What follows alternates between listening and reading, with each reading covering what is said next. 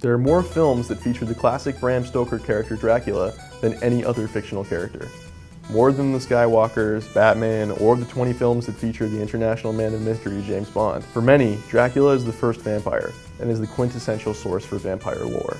The never-ending vampire craze we see in films, television, and music all owes something to Dracula.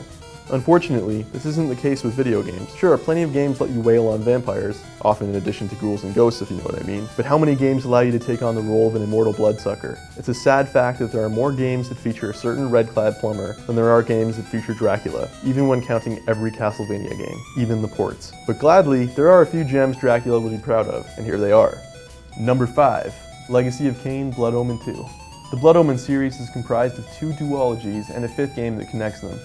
They feature the character of Kain, a vampire who is much more than an anti-hero. He's a downright villain. The Blood Omen games are set in the past and give you control of this evil sadist. The Soul Reaver games are set in the future and give you control of Raziel, a vampire-turned-demon on the hunt for Kain. The series was penned by Amy Hennig, who is currently masterminding the Uncharted franchise at Naughty Dog. While these games are fantastic adventures in their own right, it's the story they have to tell and their dark and decidedly vampiric tone that propelled them to the top of this list. While the Soul Reaver games are created to a higher standard and feature some truly unique puzzle design, Blood Omen is no slouch, and it features a vampire instead of Raziel's demon. Number 4. Vampire the Masquerade Redemption.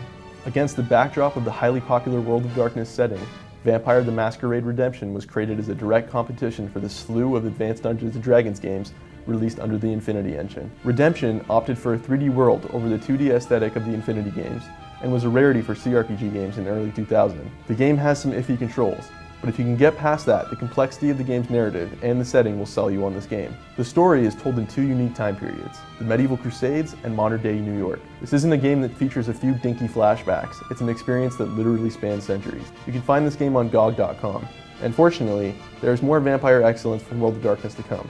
Number 3. Dark Watch. There is this nasty trend in first-person shooter development that often leaves us with shitty, formulaic games. You take 1 part hardcore Marines, 1 part Alien Invaders, and 2 parts crap writing, and produce utter mediocrity. High Moon Studios should be applauded for doing something completely different. They made a Western, and because that wasn't original enough, they added vampires. Dark Watch puts you in the boots and spurs of Jericho Cross, a train thief that unleashes an ancient vampire threat and is forced to join the ranks of the Dark Watch, an ancient organization devoted to ridding the world of the vampire menace. Dark Watch combines a strong story, some really inventive weapons, and a justification for jumping 30 feet in the air in a first-person shooter.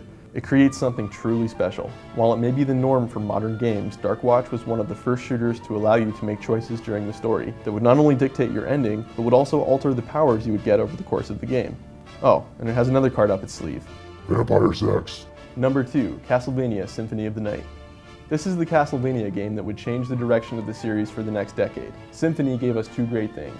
Alucard, a character we had wanted to helm a Castlevania game since the 3rd, and an amazing RPG gameplay, sprinkled in with the classic gameplay of Castlevania. Alucard has a huge castle to explore.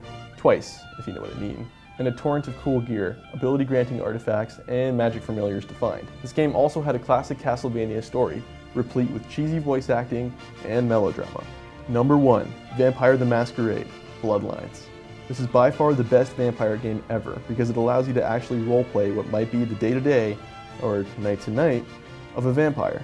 This game is like if True Blood had sex with Deus Ex and produced some holy offspring. This game was way ahead of its time and unfortunately didn't do well on release because it was competing with Half-Life 2, and it had a lot of bugs. The game creates its drama against the backdrop of modern LA, and allows you to choose from one of 8 vampire clans to experience the story. Bloodlines has its problems, but its focus on story and atmosphere rocket to the top of the list. It also has prostitutes. And more vampire sex.